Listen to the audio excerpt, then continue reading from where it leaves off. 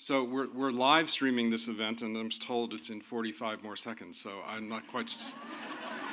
Bill wanted me to tell jokes, which I'm not going to do. So it's either an electric shock, or we'll just sit with our thoughts for the next 30 seconds. And it will be okay. I think it will be just fine. No. Good? So good morning, everybody. Welcome to Naropa University and our Radical Compassion Symposium. My name is Chuck Leaf. I have the honor of serving as the president of Naropa, a particularly fertile and wonderful time to be able to serve Naropa in this way after being involved in so many ways for the last 40 years. It's an honor for us to welcome Joanna Macy, who will be more fully introduced in a moment to all of you. This session is being live streamed with the help of our partners Yoga Journal. It's the first of two of the events of our symposium that will be live streamed. And I want to thank Karen Gorell, who's the editor-in-chief of Yoga Journal, who's here, and Jeff Katch, who might be in the audience, who is the publisher, for coming in and accepting our request to participate in the symposium in this way. It's been very important for us. Naropa is celebrating our 40th anniversary this year. Yoga Journal will celebrate next year the same.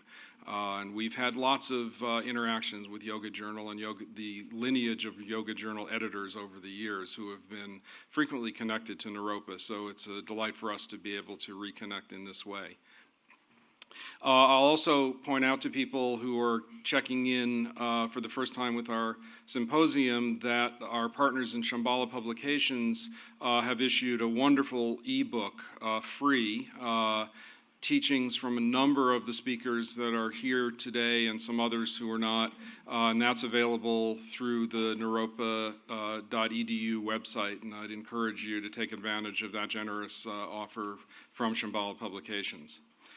I'm going to introduce my friend and board trustee member, Christopher Hormel, who's going to then tell us a little bit about Joanna Macy. But I think it's important to say that we tend to use the word hero a little loosely, I think, in our society. In this particular case, I think that there's no definition of hero that wouldn't apply to Joanna and Joanna's work.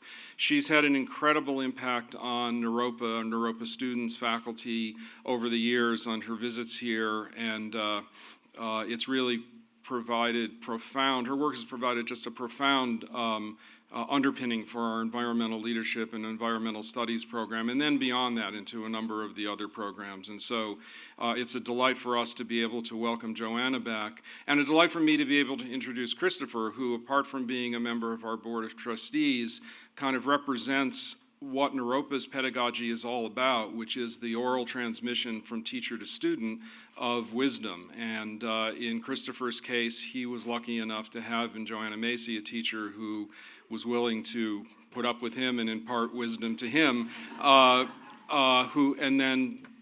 Christopher basically sharing it with our entire community in very many practical ways, including such things as encouraging Naropa to issue a climate statement and to create a sustainability program on the campus and to be one of the greenest colleges in the United States.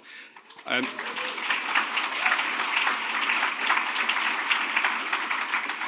that has much to do with the fact that we put ourselves in positions where we can work together with masters in their field, and that's certainly the case in the work that Christopher has done with Joanna. So I'd like to invite Christopher up to introduce Joanna, and thank you all for being here this morning.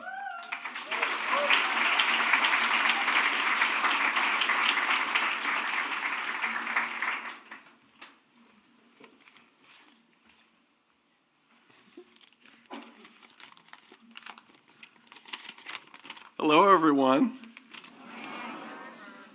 It's wonderful to be here and to have everyone here who's here. Tom Coburn. Hey.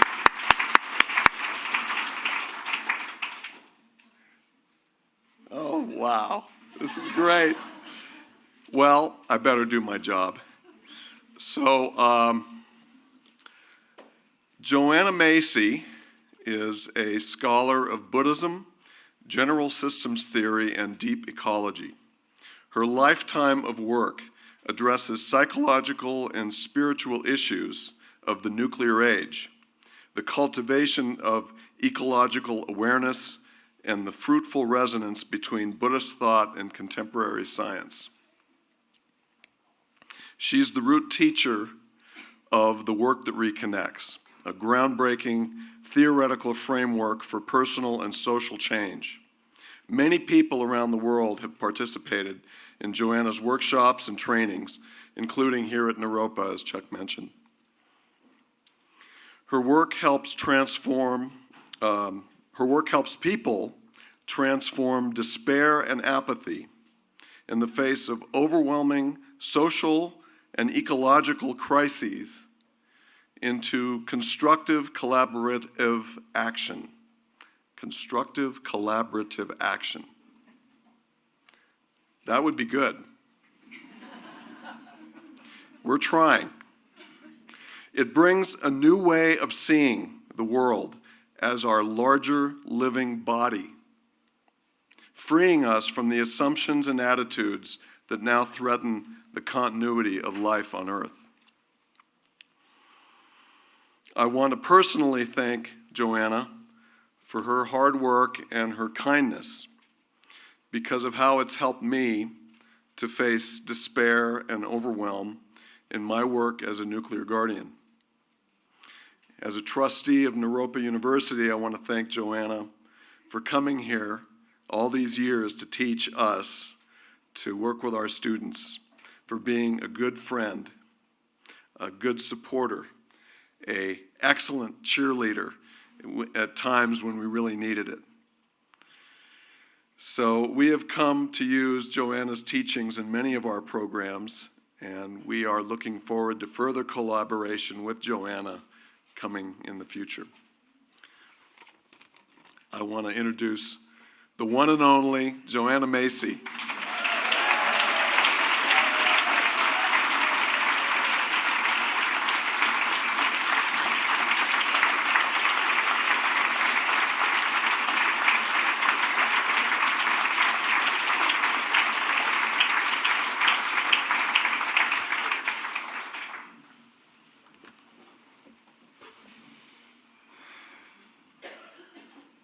I feel so blessed to be here. Thank you for coming. Thank you, Naropa, all you planners, for asking me. Thank you for holding up a reflection like that on my a work of my life that I often felt was ridiculous, edgy, silly, that has taken me into places that were daunting and rewarding. And to hear words like this, you can imagine, and before I die. It's so great. It's better because I don't know if I'd hear them after I died, so it's pretty good. So I'm so glad about this talk because as I thought about it, I realized I could see my life as a series of discoveries about compassion. Discoveries from first waking up as a little girl to I could feel bad about what's happening to other people and other beings. Like going back early, looking at a jar that I'd left closed after I put the grasshoppers in it. And they were dead. That sick feeling. Those wonderful leaping creatures, they'd lost their leaps. Or from the discovery that compassion can take a wonderfully thunderous, righteous anger from the Hebrew prophets I studied in Sunday school. Oh, Amos and Jeremiah and Isaiah, they still inspire me. And I have to do a little importing of them into Buddhist ethics. I discovered that compassion can cause you to lose a race when you stop to see what's happened to the skier who fell, who went just before you. But the most surprising and perhaps significant discoveries for me about compassion began in the 1970s, halfway through my life, when I read a paper that my son Jack had written his freshman fall at college on the thermal pollution, not even the radioactive pollution, of nuclear power stations. And I said, Jack, this can't be true. If this were so, what it's doing to all the waters and streams and shores, why the scientists and the fishermen and all people would be out on the streets. And he challenged me to see if it was true or not. And that led me into a most rewarding period of my life in the nuclear power movement. Anybody here remember being part of that? Occupying it? Yeah. Oh, such good memories, even when you lose. That's just it. Because the solidarity and sense of meaning you have and the horizons you see stick with you even when that enterprise of the moment fails.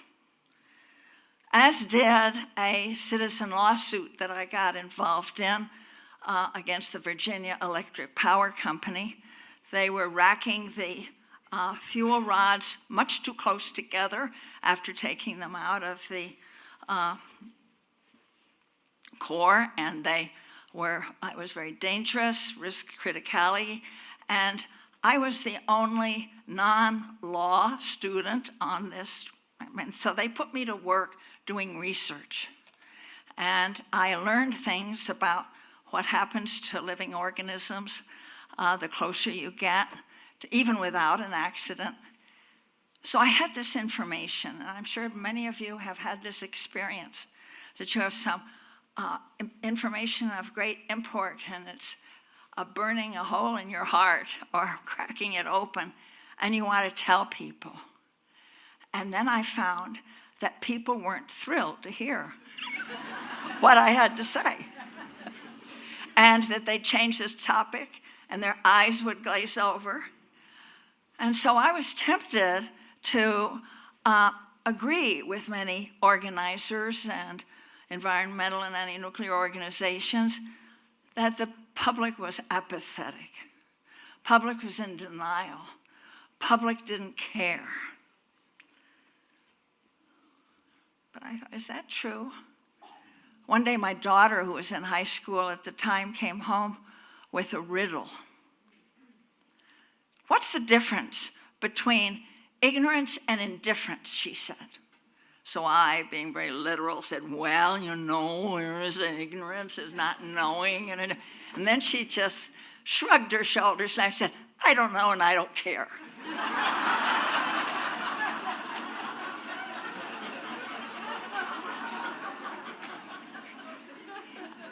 I'm disappearing here. I'm coming back. So, hey, wait a minute, I thought. Is that true? That our public doesn't know and doesn't care? And then I got interested in what does apathy mean? I looked it up, found the etymology. Comes from a Greek word, apathein, not suffering. Oh, that means, I could think of it as an inability or refusal to suffer. So, what's shutting people down? What are they afraid of? Because it was clear to me that, well, to quote, wait a minute. My thrilling reading, and some of you now too, I can see, is Naomi Klein's new book, This Changes Everything. Have you seen it? Yeah, subtitle, Capitalism versus Climate. And it's an epical book. I want you all to read it because it shows how, at its root, the climate crisis, climate chaos is challenging us at the deepest level to change our worldview and our political economy from the ground up. Cheer. So Naomi says, what if part of the reason so many of us have failed to act is not because we are too selfish to care about an abstract or far-off problem, but because we are utterly overwhelmed by how much we do care? And what if we stay silent, not out of acquiescence, but in part because we lack the collective space in which to confront the raw terror of ecocide? And that struck a bolt through me, as truth in me. I remembered what Harvey Cox, the theologian, was saying about the Hebrew prophets, that they knew how to cry out together, and that you cry out together about what's happening. And this is a society of lonely people, isolated people. People, how can they cry out together? So I created, first in meditation classes and then in workshops, places where people, I didn't say, come cry out together. No. I just say, I thought of it as a form of satyagraha, truth force, where people could come and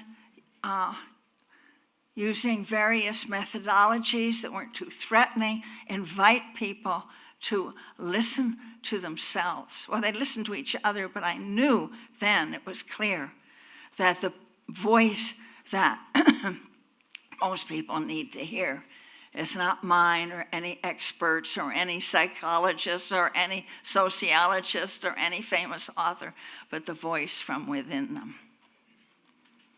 It reminds me a little bit, of that wonderful quote from Thich Nhat Hanh. What we most need to do for the healing of our world is to hear the sound of the earth crying within us. So that great T-shirt that's for sale here, I think, Inquire Within. Inquire within and hear the truth that we all need to hear. And so we began to explore what keeps us silent. And it came fear of argument, fear of appearing righteous, and fear of appearing unpatriotic, fear of being a voice of doom and gloom. And all of it seemed more and more to be a fear of feeling pain, a fear of feeling moral and psychic pain.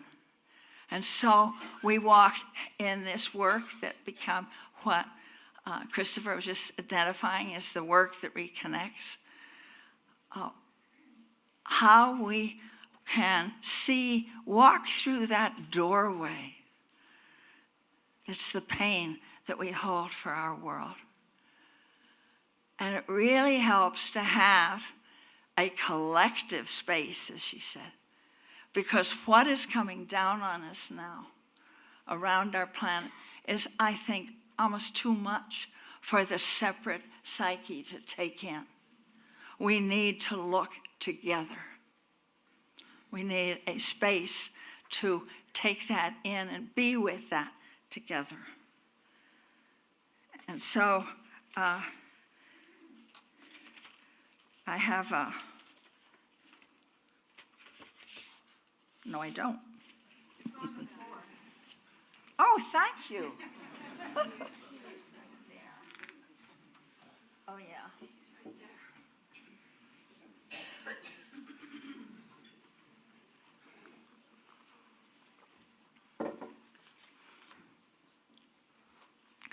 In recent book, actually year before last, Handbook on Environmental Leadership, a climate researcher on science, Suzanne Mosier, wrote about the experience that she had in an early intensive with me in the work that reconnects. And she said, facing the painful truth together evokes a kind of liberation, a sense of possibility, a burst of energy that comes from no longer avoiding the truth and the feelings about the truth, about the state of our world. So that was the first discovery that started happening for me midway in my life. Nel mezzo del cammin de nostra vita mi ritrovai in una selva oscura. That was the opening lines of Dante's Inferno. In the middle of my life, I found myself in a dark wood that departed from the straight way. And that's happening for a lot of us. A lot of us who thought we knew what we could do for our world, who believed in progress, who thought we knew how to roll up our sleeves and make everything okay. And then we come into a place to see the absolute immensity of what is befalling our people and all our brother, sister species. So then another discovery that was waiting.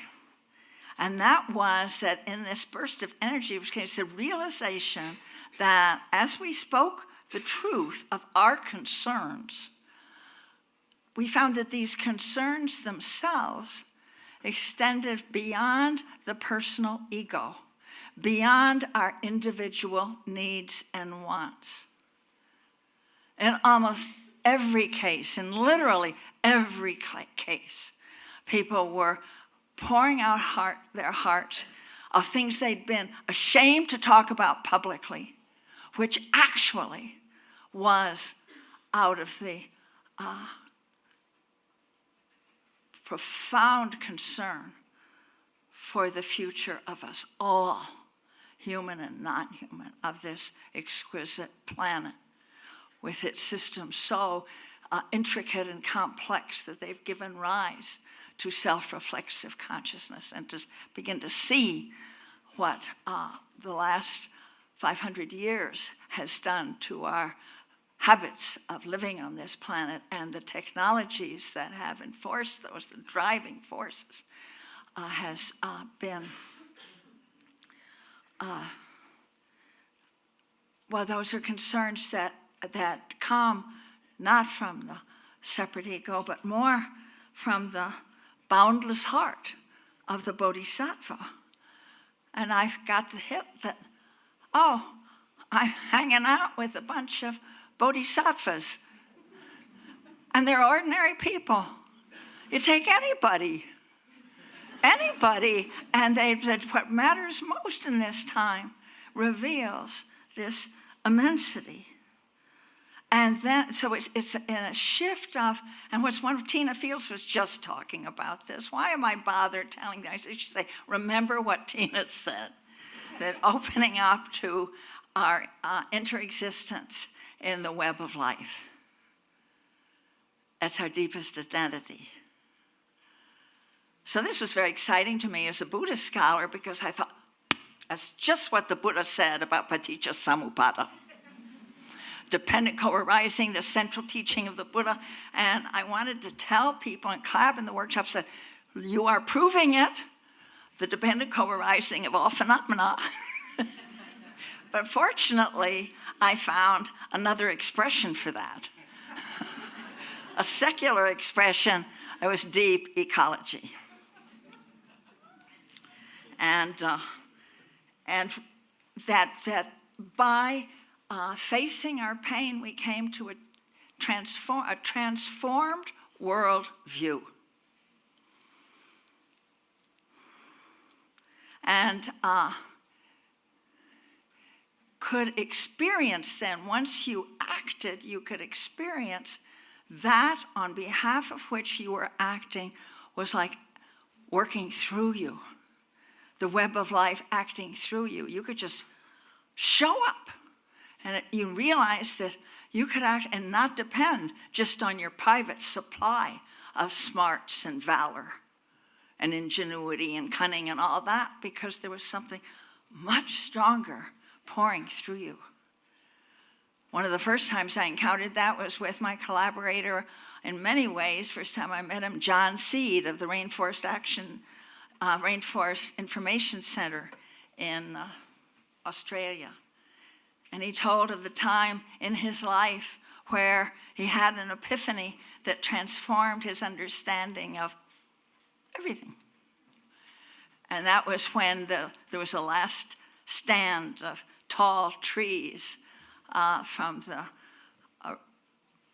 ancient forests of Gondwanaland, and they were being logged illegally before an environmental impact statement was made. And so they were trying to stop it in the provincial capital in Sydney, but it was slow, so he and another of his hippie Buddhist farmers stood out in front of the trees, facing the chainsaws and the grappling hooks and the police and the paddy wagons. And they had nothing in their hands. They had no weapons, no means, just putting their bodies between the loggers and the trees. And then he said it was then that it hit him who he was. And he said, oh, I'm not John Seed protecting the rainforest. I am the rainforest protecting herself through this piece of humanity, that I've cradled into existence from the beginning of time almost. You get the difference? Makes all the difference. What you have going for you, the life that's pouring through you. Another quote from Naomi Klein. Fundamentally, the task is to articulate not just an alternative set of policy proposals, but an alternative world view embedded in interdependence, rather than hyper-individualism, reciprocity rather than dominance, cooperation rather than hierarchy. This is required not only to create a political context to dramatically lower emissions, but also to help us cope with the disasters we can no longer avoid. In the hot and stormy future, we have already made inevitable through our past emissions an unshakable belief in the equal rights of all people and a capacity for deep compassion will be the only things standing between civilization and barbarism.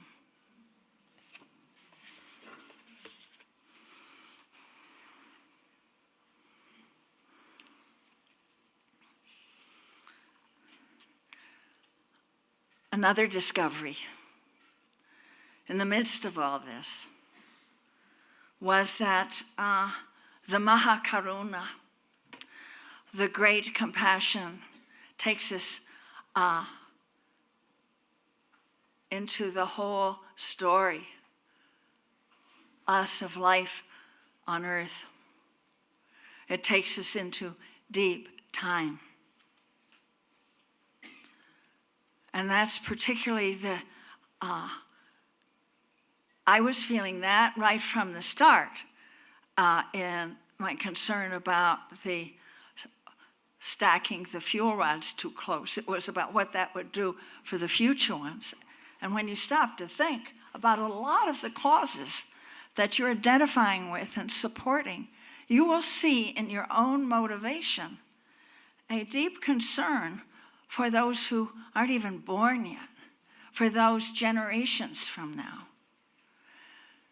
This is particularly important right now because we have, and I believe this is the first time in human history, that we, through our technology and driven by market forces, have developed behaviors, technologies, whose consequences last forever. In other words, the consequences of our acts, our karma, goes to the end of time. That is true for radioactive contamination. That is true for hydraulic fracking. That is true for messing around with the staples of life in genetically modified seeds and beings and foods. You can't undo that.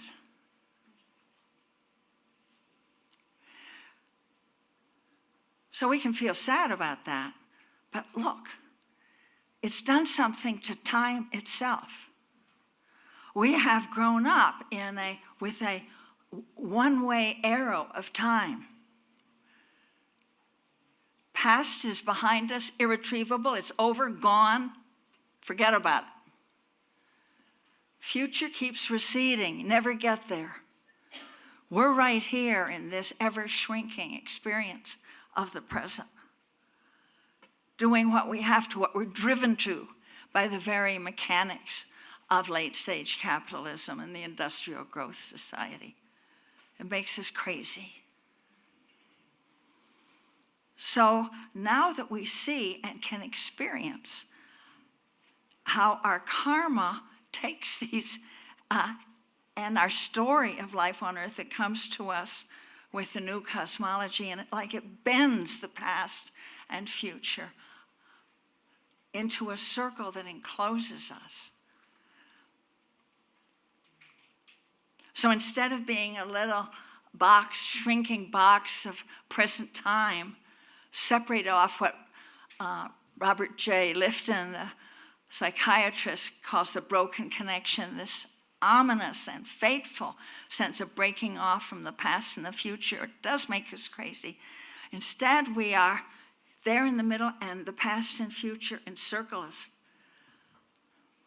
Can you picture that in your mind? Nod. Yes.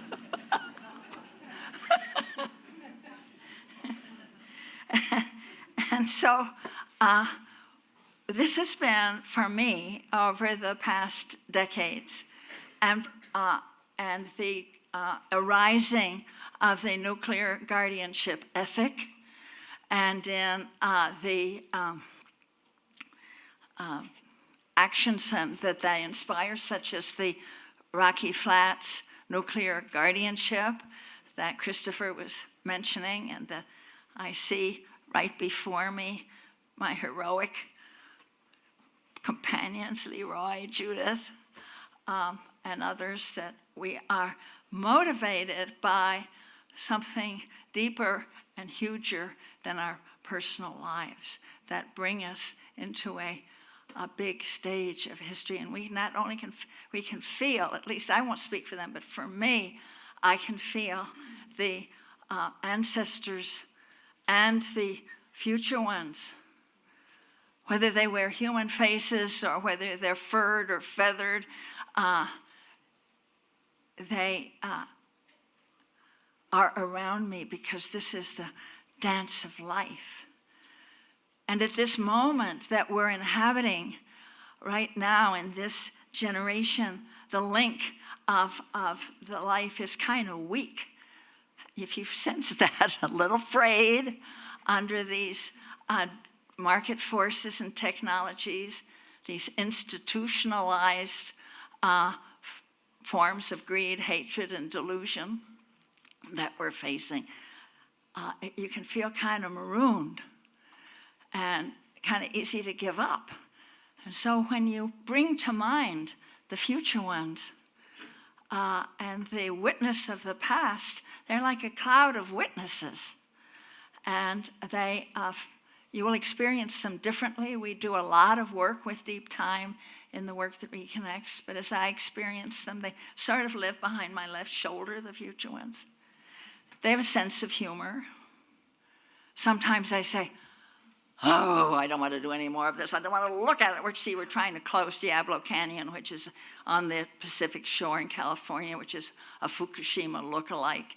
And I said, I'm not a nuclear, I wasn't trained, I'm not a nuclear scientist. And then I hear this voice. It doesn't, you're the one who's alive now.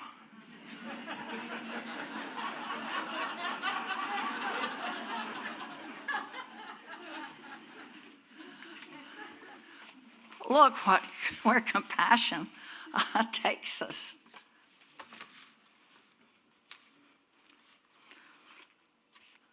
I want to talk, how am I doing on time? Oh, doing fine.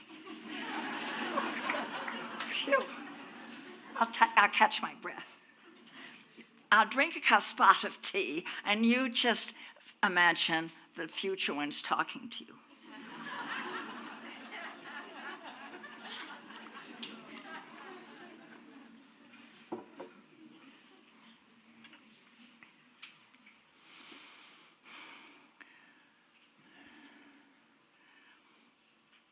I've been very drawn to and by the wonderful and ingenious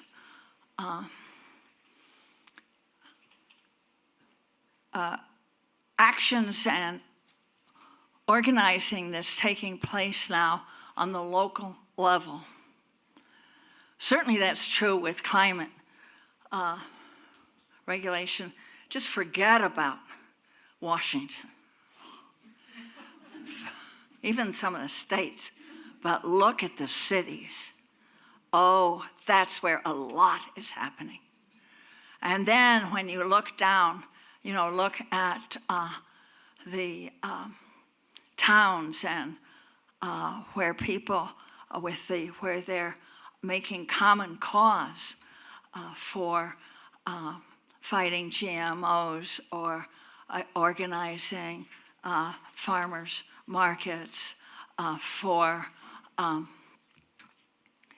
and you can see that the wave of the future is on the local level. That's where and I'll mention another book that I'm just reading. It'll be out in another month or two by Richard Heinberg. And it's a series of essays and so the way is local. It's got an unfortunate title in my mind. It's called Afterburn, which sounds like something you take for indigestion.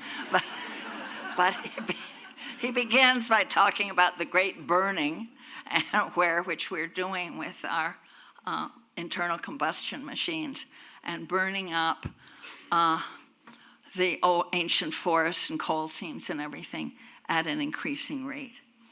But when it looks at where can we see the way to go, it's again and again on the local grassroots level where a tremendous audacity of mind and hand are being displayed.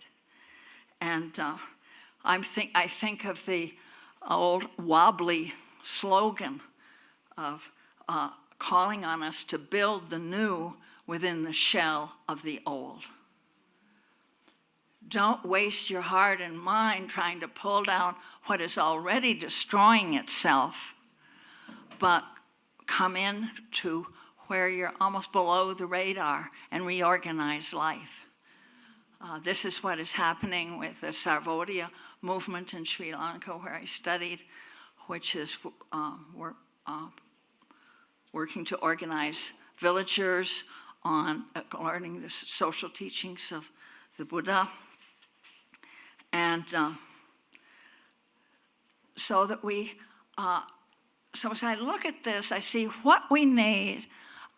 Isn't that communities of practice? It's so wonderful to come together in big assemblies and feel stirred together, but also we want communities where we live and work and fight for the future. We need rough weather networks too, where we learn how to depend on each other and how to take care of each other and how to help each other survive what climate chaos is already in the books for us, if you're brave to read what the climatologists are saying. And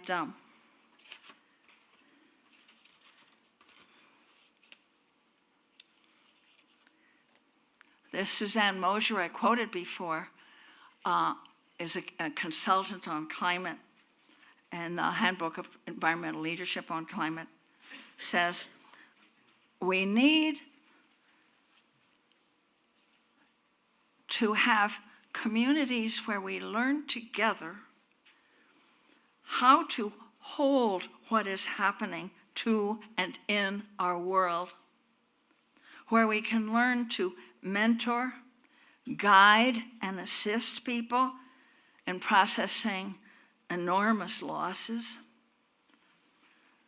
human distress, constant crises, and the seemingly endless need to maintain, restore, and rebuild what is left of a viable planet, the only place the human species and our brother and sister species can call its home. So my vision that's catching me more and more, and maybe you have it too, is of how there's so much for us to learn, to create places where we deal with the traumatized, where we deal with environmental sanctuaries for environmental refugees, but also practices of mind and body and spirit. And as I think about that, you know, last night Sakyang talked about the axial age of the time of Socrates as comparable to what we're facing now. Well, the time of the Buddha was an axial age where he stepped out of the dominant society. He went, as he called it, against the stream of the common assumptions and practices. And the sanghas that grew up were decentralized, self-organizing groups. It's very interesting. I hope that you, perhaps you know this already, but it's fascinating to read the studies, particularly some of contemporary Indian studies of the early Sangha. There, it was not a question of orthodoxy, but orthopraxis. It was okay to differ on your views of ultimate reality or anything. If you had differences in your Sangha, where all the decisions were made, as the Buddha said in the Pali Canon, in concord, by discussion. If there were differences that couldn't be resolved, no problem. Nobody was right or wrong. You just go and make another Sangha. And these communities of practice remembered the teachings. They repeated them to themselves and to each other. They took part in service to those who were hungry. They were shocking to the dominant culture because they let in anybody.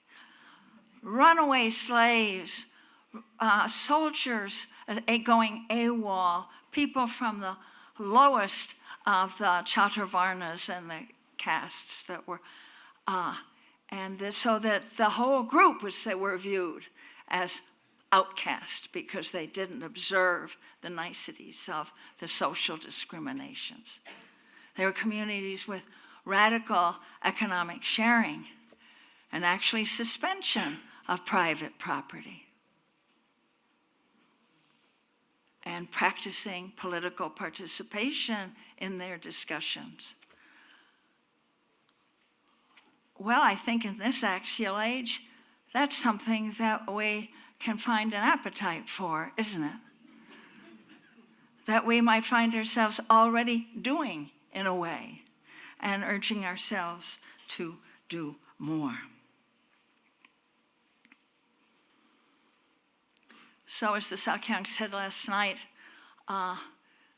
this is a moment, or I don't have a direct quote, but moment of great discovery of the immensity of our true nature.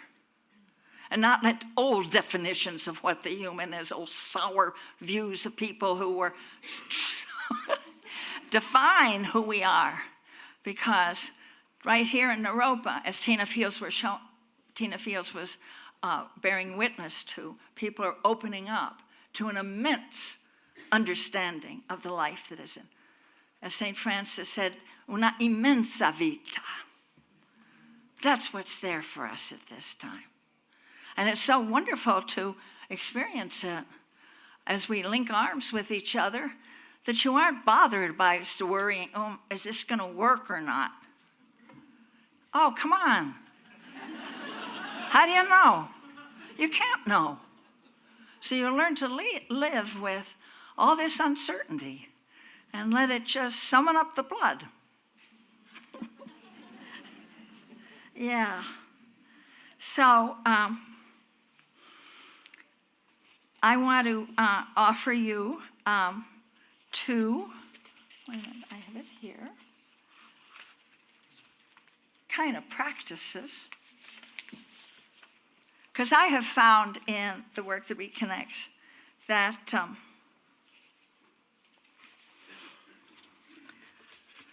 words are limited.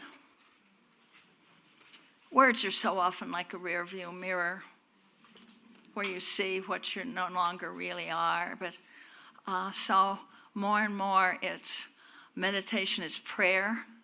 I find myself praying a lot. That's okay.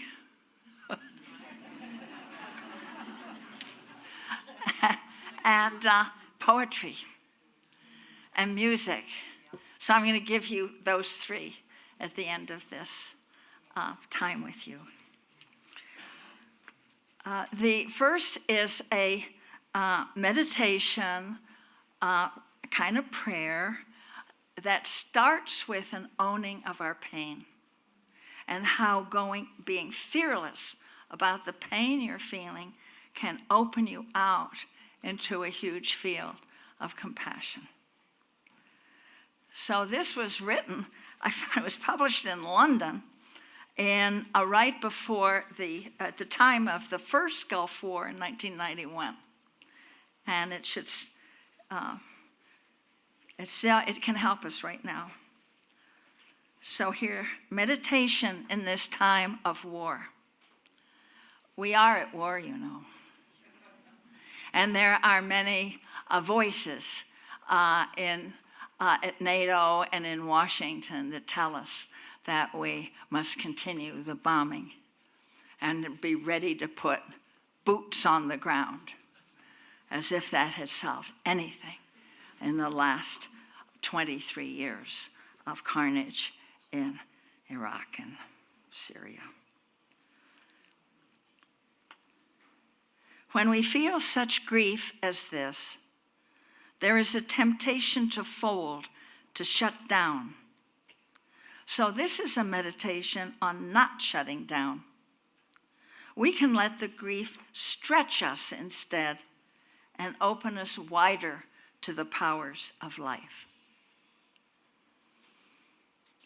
We own our sorrow and let it connect us with all those who suffer in these assaults upon life, with the herders and farmers and townspeople now under our bombs, with the animals and birds of the desert, with the very stones of that ancient land, cradle of our civilization. We own our shame So that owning, it's not sweeping it under the rug. It's not pretending it belongs to anybody else. It's looking at it fearlessly. I just read, this is not in the meditation, I just read in Judith Simmer Brown's edited and Fran Grace, their book about meditation in the classroom, and a wonderful essay by Dale Azrael and on the warrior examination. And this playing with, the whole thing plays with fear and fearlessness. So it goes right after my own heart. We own our shame. Put it right out in front of us. Not let it lurk back behind your left ear. And let it reveal our connections with the weapons makers and generals and politicians whose greed for profits and power led our people into this dark way. We own our anger. I'll put it out front. And let it link us with all those who are betrayed, all from whom the war makers would divert our gaze, the hungry and homeless in our cities and the children whose future we prepare. We own our dread of what lies in store for us, and let it remind us of the fear that walks the streets of Baghdad and hides in the hearts of our military. We own our weariness, and let it connect us with our ancestors who tired too as they struggled forward through countless ordeals in oppression and exile and long marches through the ages of ice. And so we connect with their endurance too. They did not give up. Though hard to bear, the sorrow and shame, the anger and fear and exhaustion, each is a gift. For each can bring into focus our deep, invisible interconnections in the web of life, and lift us out of our narrow selves and bring us into community across space and time. Each can open us to the boundless heart. Though found through pain, that boundless heart is real and the ground of all healing.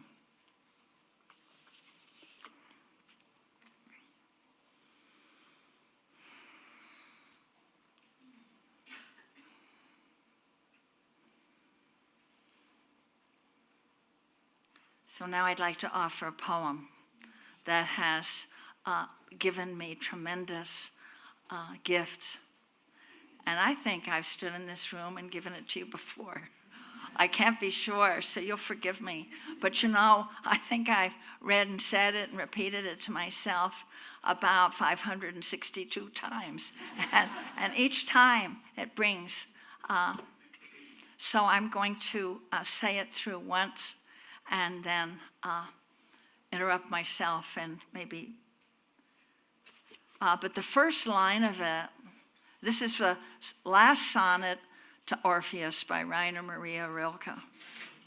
And my co-translator, Anita Barrows, and I were working on it at the time we began the war on Iraq, the shock and awe in 1991. And it helped us enormously. I hope it will help you. The first line of it, quiet friend who has come so far, evokes for me the journey that we all have made, the journey of the life that is in us, the life that is breathing us, the life that is beating our hearts. Goes back through time, long before our birth in this lifetime. You know that. So, quiet friend who has come so far. All right, here we go. Stille Freund aus vieler Ferne fühle. I won't go on in the German. It just I wanted you to hear it.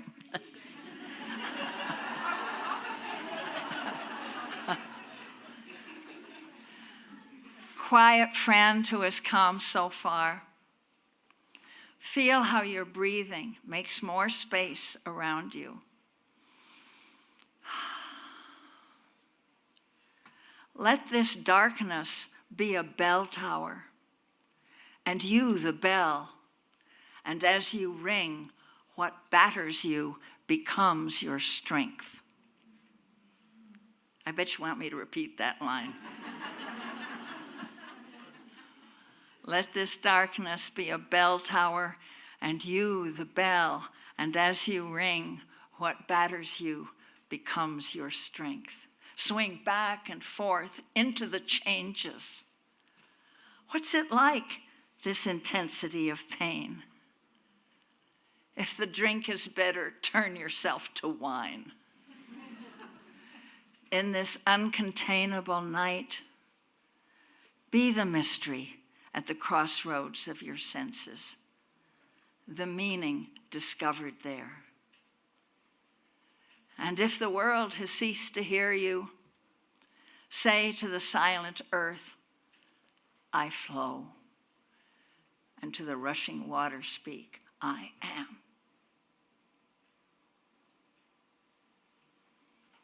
Each of you can say that. Each of you is born out of the web of life for this time. Take joy in that. No room for self-pity.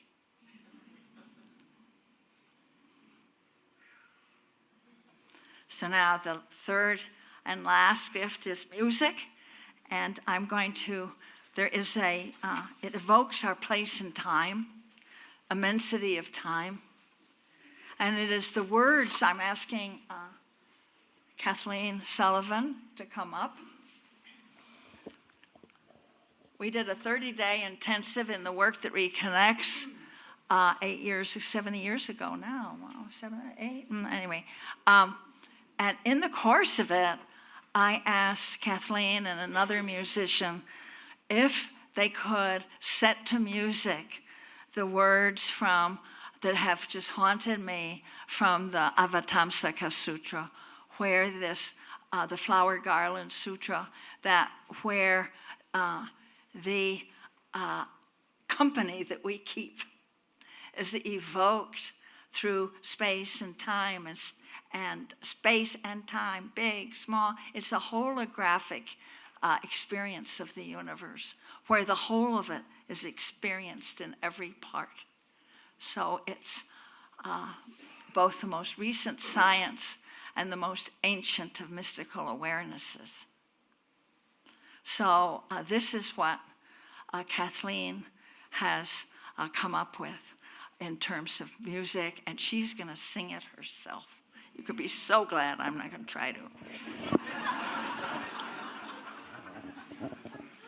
The 10 enterings of the Bodhisattva. Thank you,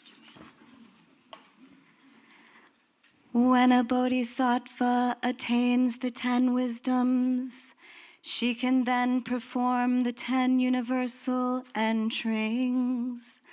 What are they? To bring all the universes into one hair, and one hair into all the universes.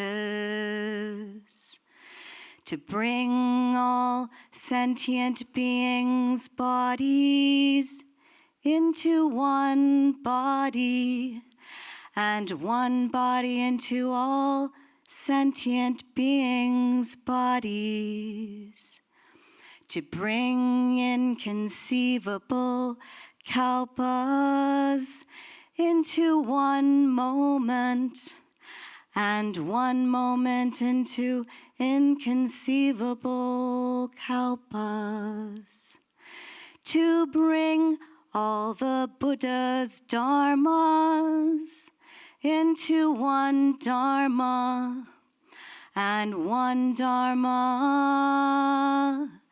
into all the Buddha's dharmas, to bring an inconceivable number of places into one place, and one place into an inconceivable number of places,